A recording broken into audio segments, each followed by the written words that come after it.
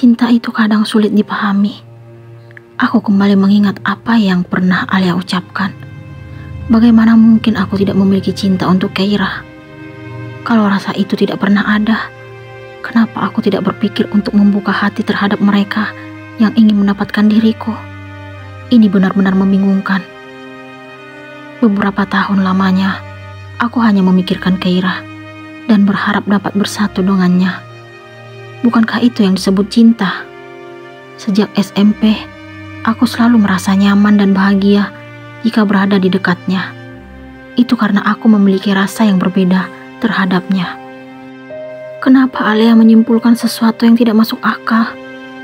Kenapa dia berani mengatakan kalau aku tidak mencintai Keira? Jika memang perasaan itu tidak ada, aku pasti sudah berhasil membuka hati ini untuk yang lain.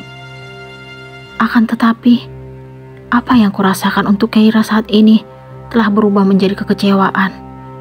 Ketika aku berusaha menerima kenyataan kalau dirinya kini milik lelaki lain, dia justru bersikap yang tidak dapat aku terima. Dia berubah menjadi sosok yang tidak aku kenal. Sebelum kata maaf keluar dari mulutku, dia justru memaksa diriku mengubah perasaan cinta yang pernah ada menjadi benci dan kecewa.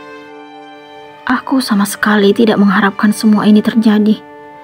Jika memang kami tidak ditakdirkan untuk bersatu, karena dia kini sudah berstatus sebagai istri pria lain, dirinya tidak seharusnya memberikan tuduhan yang menyakitkan kepadaku.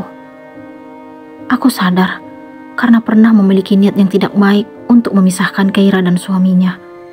Namun, itu terjadi karena besarnya rasa cemburu yang kumiliki terhadap dirinya. Kala itu, aku belum mampu menerima kenyataan kalau dia sudah mengikat hubungan suci dengan pria lain. Melihat sikap dan perhatian yang Keira tunjukkan kepadaku saat kami masih sekolah, aku tidak percaya kalau dia lebih memilih menikah dengan lelaki lain. Dia tidak tahu kalau aku sangat yakin akan bersatu dengannya. "Kenapa kamu sangat peduli padaku, Kay?" tanya aku kala itu. "Karena kamu juga melakukan hal yang sama padaku." Jawaban sederhana itu yang Keira berikan kepadaku. Sebenarnya saat itu, aku menganggap hubungan kami lebih dari sekadar teman. Kami saling peduli dan menunjukkan perhatian satu sama lain. Namun, apa yang kupikirkan sepertinya berbanding terbalik dengan apa yang Keira rasakan. Terbukti sekarang, dia menjauh dariku. "Apa kamu menyukai seseorang?" tanya aku kembali kepadanya saat aku berkunjung ke rumahnya waktu itu.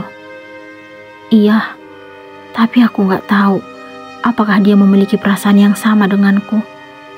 Aku sempat berpikir ingin mengatakan kalau aku mencintainya. Namun, entah kenapa lidah ini terasa keluh setiap ingin mengeluarkan kata cinta itu. Aku sangat yakin kalau orang yang Keira sukai saat itu adalah diriku. Sebab selama kami bersama, tidak ada laki-laki lain yang benar-benar memberikan perhatian lebih kepadanya selain aku. Namun, entah kenapa dia meninggalkanku. Penyesalan selalu datang terlambat. Rasa percaya diri yang kumiliki akan tetap bersatu dengan Keira ternyata berakhir dengan kecewa. Dia justru menciptakan perasaan yang berbeda di hati ini. Antara cinta dan benci, juga niat balas dendam.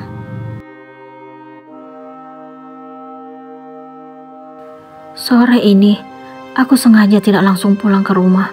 Setelah keluar dari kantor, aku memilih menuju Taman Gedung Gonggong Tanjung Pinang. Tempat itu sangat asri karena pemandangannya yang dapat langsung melihat keindahan laut. Setelah tiba di tempat tujuan, aku pun duduk di salah satu bangku taman sambil menikmati udara sore. Tidak pernah kuharapkan sama sekali tiba-tiba melihat sosok yang telah membuat hatiku kecewa. Tidak jauh dari tempat dudukku, tampak sepasang suami istri sedang tertawa. Kenapa aku harus menyaksikan kemesraan yang mereka tunjukkan? Aku tidak sanggup melihat wanita itu bersandar di bahu si pria. Perutnya juga kini telah membesar. Keira, wanita yang sudah lama menghiasi relung hatiku, kini di depan mata tampak sangat bahagia bersama suaminya. Seandainya dulu kata cinta terucap dari mulut ini untuk dirinya, mungkin aku yang akan berada di posisi pria tersebut. Mungkin akan lebih baik jika aku pergi dari tempat ini. Aku tidak sanggup menyaksikan sesuatu yang membuat hati ini terasa seperti disayat sembilu, sakit dan perih. Niat ingin menikmati pemandangan sore, tetapi justru kekecewaan yang kudapatkan. Pak Kenzo, aku tidak dapat mengelak lagi saat suara itu memanggil namaku. Akhirnya kita bertemu di sini. Aku pun berusaha bersikap santai, lalu menghampiri laki-laki yang telah memanggilku itu. Dia Farid, suami dari wanita yang telah membuat hati ini kecewa. Dia memintaku duduk di sampingnya. Apa kabar, Pak?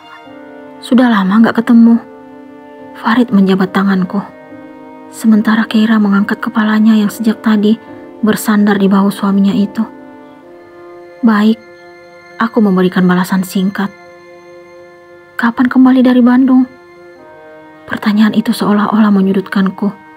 Sebab kenyataannya, aku tidak pindah seperti yang pernah aku sampaikan kepadanya. Saya menetap di kota ini, Pak. Aku berusaha tersenyum. Aku melirik ke arah Keira. Dia bersikap seperti orang asing yang tidak mengenaliku.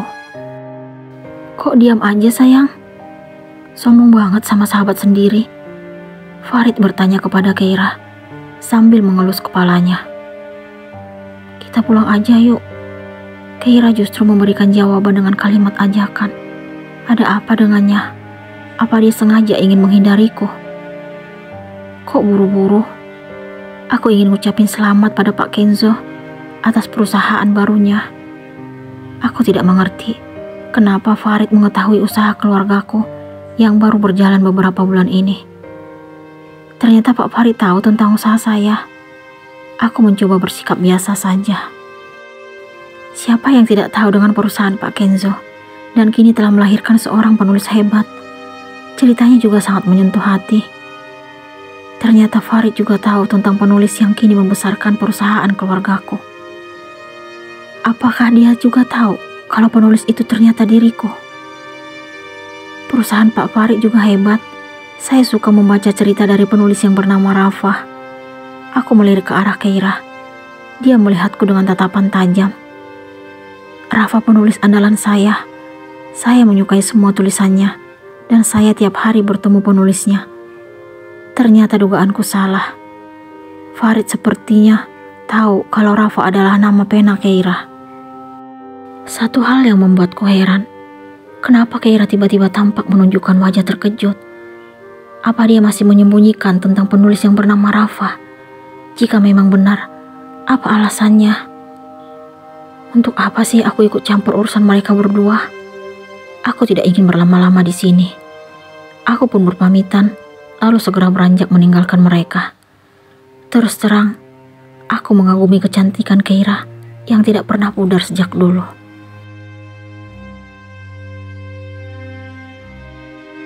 Aku kembali menyusuri jalan dan membayangkan apa yang baru terjadi. Aku tidak pernah memikirkan sama sekali karena akhirnya bertemu dengan Keira hari ini. Entah kenapa, hati ini kembali ingin mengenang kebersamaan kami kala itu. Dulu, aku selalu membayangkan akan menikah dengannya. Dia akan melahirkan anak-anakku. Namun, ternyata semua itu hanya hayalan semata. Saat ini, dia justru mengandung anak pria lain. Sungguh, dada ini terasa sesak mengingat semua itu. Aku harus membenci Keira agar rasa cinta ini segera sirna. Aku juga harus berusaha membuka hati untuk wanita lain supaya bayangan Keira keluar dari pikiranku. Sudah waktunya bagiku untuk bangkit, membalaskan sakit hati kepada wanita itu melalui tulisan dan karya. Saat pikiran tidak fokus menyetir, tiba-tiba aku dikagetkan seseorang yang hendak menyeberang. Aku sangat terkejut karena hampir menyakiti orang tersebut. Aku pun menepi, lalu menghentikan mobil. Aku segera turun untuk melihat keadaan seorang gadis yang hampir menyentuh kendaraan roda 4 milikku. Sungguh, ini benar-benar kesalahanku yang tidak fokus berkendara. Maaf, Mbak, nggak apa-apa. Aku menyapa gadis tersebut. Nggak apa-apa, Mas. Dia menatapku. Kecantikannya tidak kalah dengan Keira. Saya minta maaf ya Mbak. Saya benar-benar gak fokus tadi. Iya Mas, lain kali jangan ngelamun sambil nyetir. Dia mengingatkanku. Iya Mbak, terima kasih. Oh ya, nama Mbak siapa? Aku mengulurkan tangan sambil menyebut namaku. Dia pun menerima jabatan tanganku, lalu menyebutkan namanya. Naila. Salam kenal ya Mbak Naila. Aku pun melepas jabatan tangan kami. Saya udah kelihatan tua ya, sampai dipanggil Mbak. Aku memandang senyuman manisnya. Maaf Nay, aku pun menyebut namanya. Naila, nama yang sangat indah, seindah pemiliknya. Entah kenapa, aku merasakan sesuatu yang berbeda saat berada di dekatnya. Pertanda apa ini? Apakah ini yang disebut dengan cinta pada pandangan pertama? Mungkinkah ini petunjuk agar aku segera melupakan wanita yang tidak akan pernah menjadi milikku? Sungguh, gadis yang kini berada di depanku sangat cantik. Aku benar-benar terpesona pada pandangan pertama. Sebelumnya, aku tidak pernah mengagumi wanita selain Keira. Namun, kali ini aku merasakan apa yang kualami saat pertama kali bertemu Keira beberapa tahun yang lalu. Apakah aku sudah yakin untuk berpaling darinya? Kamu sama siapa? Tanyaku kepada Naila. Saya sendirian Mas. Rencananya mau kemana nih? Mau pulang. Boleh saya antar? Oh terima kasih Mas. Saya bawa kendaraan. Itu di seberang sana. Dia menunjuk ke arah Mazda hijau yang terparkir di seberang tempat kami berdiri. Saya boleh minta nomor kontak kamu? Aku berharap agar dapat bertemu lagi dengannya. Boleh Mas. Dia pun menyebutkan 12 digit nomor ponselnya. Aku sangat bahagia karena akhirnya berhasil berkenalan dengan gadis yang tidak kalah cantik dari Keira. Aku tidak pernah menyangka kalau Naila mampu membuatku ingin tetap menatap wajahnya. Keira, aku akan membalaskan apa yang telah kamu lakukan. Kamu mampu menerima pria lain untuk mendampingi hidupmu. Sekarang, aku juga akan membuktikan kalau cinta itu dapat tergantikan. Apakah niat Kenzo untuk melupakan Keira akan berhasil?